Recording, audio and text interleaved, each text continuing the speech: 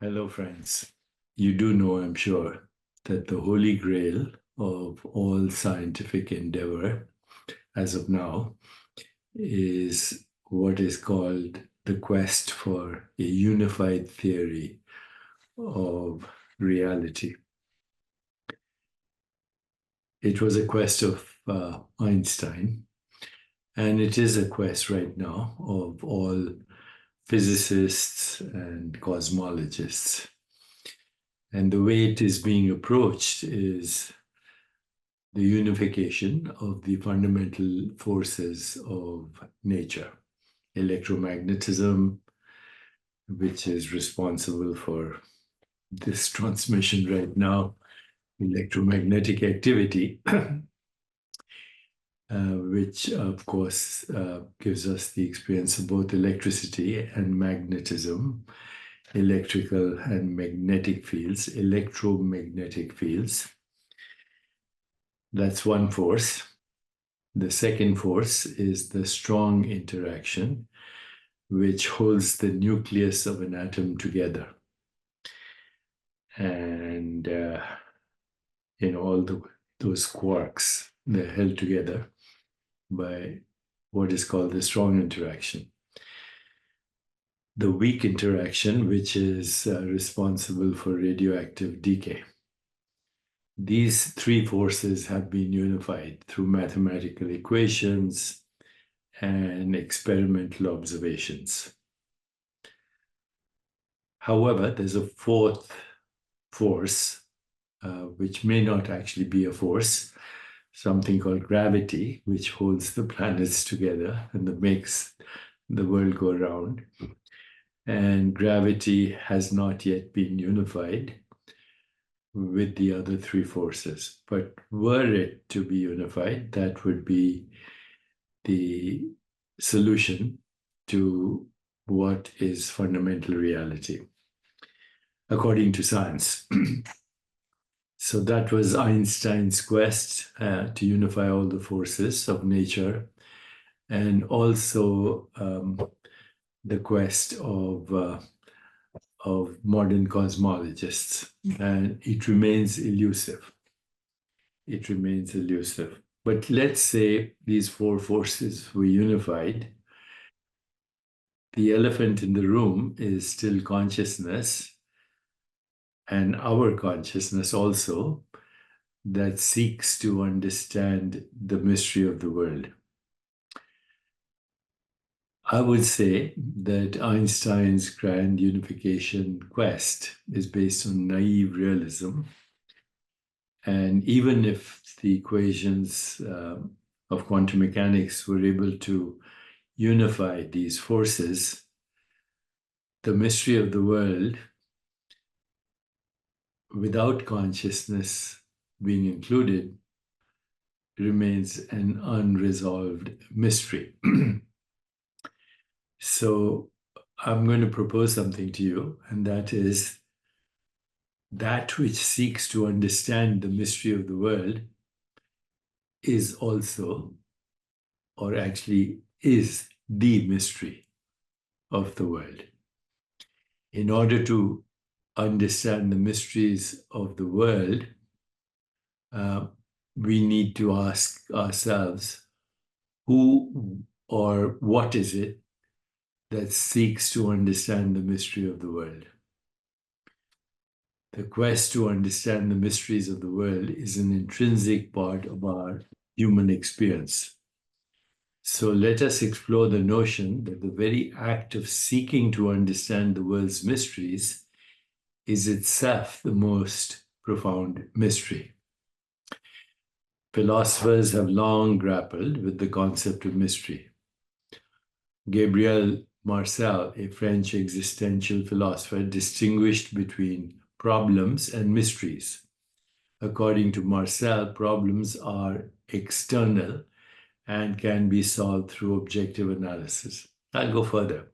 There's no external, there's no internal, but that's another discussion. While mysteries are internal and involve the questioner in a way that makes detachment impossible. This distinction, highlights some aspects of reality that cannot be fully understood through empirical or logical means alone. Similarly, Ludwig Wittgenstein, in his magnum opus, Tractus Logico Philosophicus, suggested that the mystical is not about how the world is, but that it is. The mystical is not about how the world as is, but that it is, that it exists. This implies that the existence of the world itself is a mystery that cannot be captured in language or scientific propositions. Wittgenstein's view underscores the limitations of human understanding when it comes to the fundamental nature of existence. Theological perspectives also offer profound insights into the nature of mystery. In Christianity, the concept of mystery is often linked to the divine.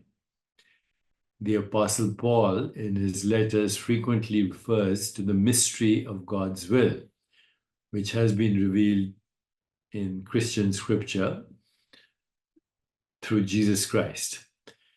The mystery, according to Paul, is not something that can be fully comprehended by human reason, but is made known through divine revelation.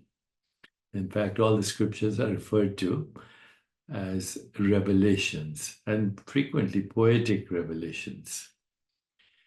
So we, of course, in our scientific endeavor, think that the mystery is just the forces of nature. The Bible also speaks to the idea that some mysteries are beyond human comprehension.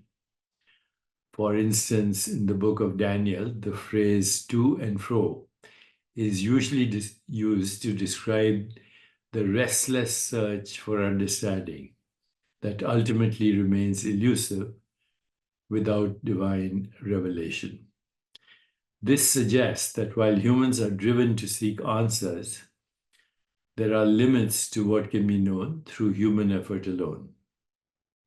Humanity's restless pursuit of knowledge and understanding is a testament to our inherent curiosity. The writer, philosopher Terry Kozlowski notes the mysteries of life, from the origins of consciousness to the nature of love, provoke deep questions that often lead to more questions rather than definitive answers. This perpetual quest for understanding can be seen as a reflection of the mysterious nature of existence itself. Mystery is not just an abstract concept, but is deeply intertwined with human experience. As Kozlowski points out, experiences such as love and the sense of wonder at the natural world are imbued with mystery. These experiences cannot be fully explained by scientific or rational analysis. They must be lived and felt to be truly understood. So in conclusion, the idea that seeking to understand the mystery of the world is itself a mystery highlights the profound and paradoxical nature of human existence. Philosophical and theological perspectives both point to the limitations of human understanding and to the intrinsic connection between the seeker and the mystery.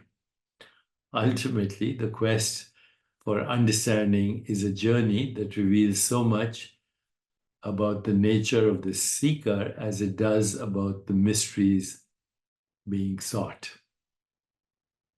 So you, that which seeks to understand the mystery, is a differentiated self. And the differentiated self will never be able to solve the mystery. By transcending all experience and going to the source of experience, we find the undifferentiated self. that undifferentiated self is not only the true self, but can be known through direct revelation by transcending all experiences and relinquishing the need to solve all mysteries. Isn't that amazingly contradictory and a paradox? That abandoning to seek the solution to the mystery of the world and going to the source of all understanding, which is the undifferentiated self, you realize that you, as the undifferentiated self, is the mystery of the universe. Let me know if this is useful to you, and also let me know if I should continue these explorations with you. Remember that you can send me any query at digitaldeepak.ai, and also Digital Dharma is available for you to order, and it will show you the right prompts to use to access large language models that can give you access to knowledge and information that no human being is capable of. But large language models are not wisdom. Wisdom is you that uses large language models to understand all mysteries.